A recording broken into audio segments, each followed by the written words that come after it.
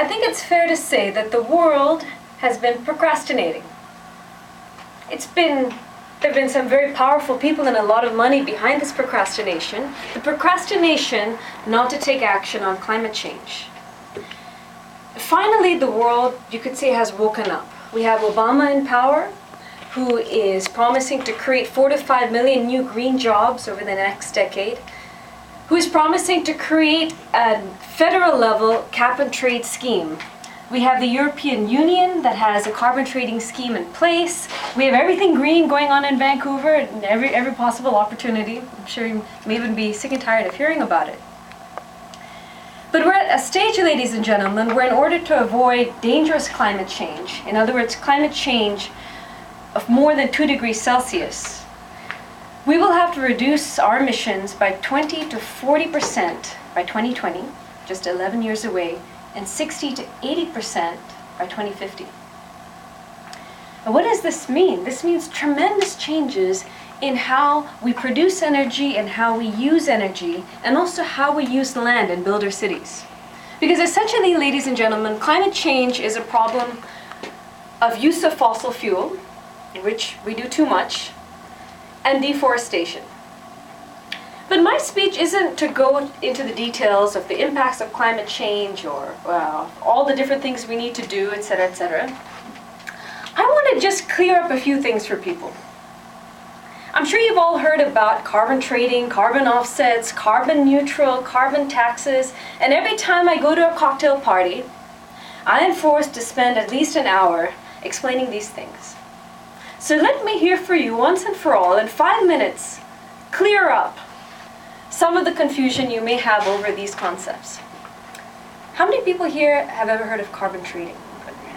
And how many people think they know what it is?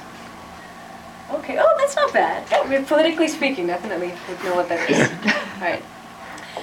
But let me explain it to you in simple terms.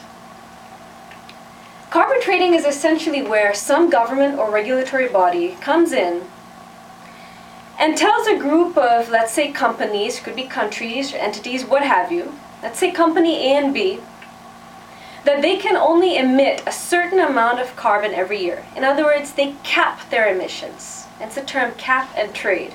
So if both companies were before emitting 100, now they've been told they can only emit 80. What if they can't meet their cap?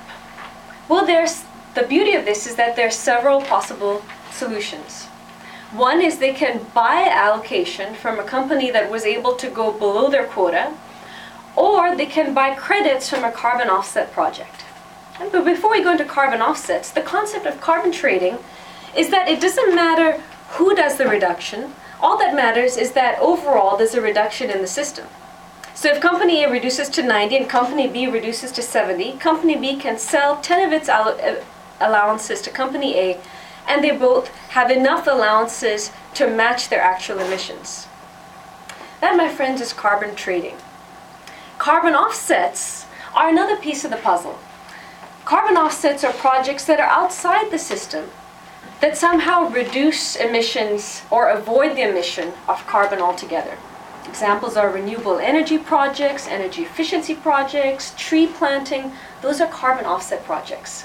And in a carbon offset project, every time a ton of carbon is avoided or taken out of the atmosphere, it creates 1 carbon credit. Those carbon credits can be bought and can also be used against a company's actual emissions, so that their emissions at the end of the day equal their amount of allocations and carbon credits that they have. That's basically how the system works. Sounds simple enough, right? Does that sound simple? Put up your hand. Oh, okay. That's almost the whole thing. All right. Well, it's anything simple in theory. Of course, wow, in practice, does it ever get complicated? The main carbon markets in the world are the EU emissions trading scheme, or in Europe, they took about 10,000 factories and power plants and gave them all caps and told them, well, you can trade now.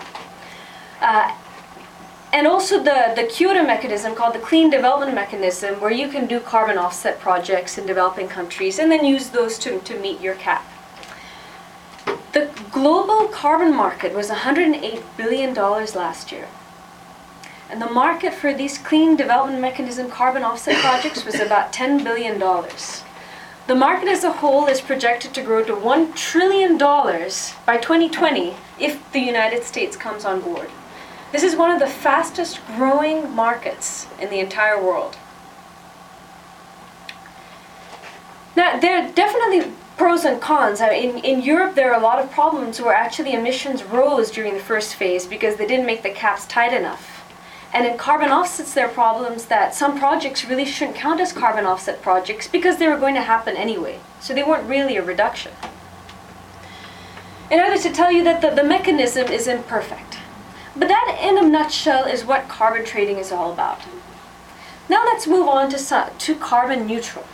Carbon neutral, and you hear companies here in Vancouver going carbon neutral, means that they voluntarily measured their carbon emissions, which from, for example, their use of fuel through transportation, their heating, their electricity, and their flying. They counted that up, and they tried to reduce what they could, and what they could, for what they couldn't, they went out and they bought carbon credits. And so by matching the carbon credits to their emissions, they became carbon neutral. That's carbon neutral. Carbon trading, carbon neutral, all of this is very different from a carbon tax. Carbon tax is when the government comes in and says, well, for every ton of carbon you are responsible for, you pay X amount of dollars. But there's no overall cap, so if you're willing to pay, you can just keep on polluting for as long as you like. It's very controversial as to which one is more effective. They both have a lot of problems. And the problem of climate change will require much more than just one solution. Carbon trading, carbon offsets, or carbon taxes, or even companies trying to go carbon neutral.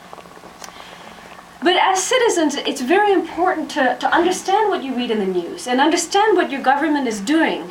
And as citizens in a democracy, be able to think critically about it and to lobby for what's right.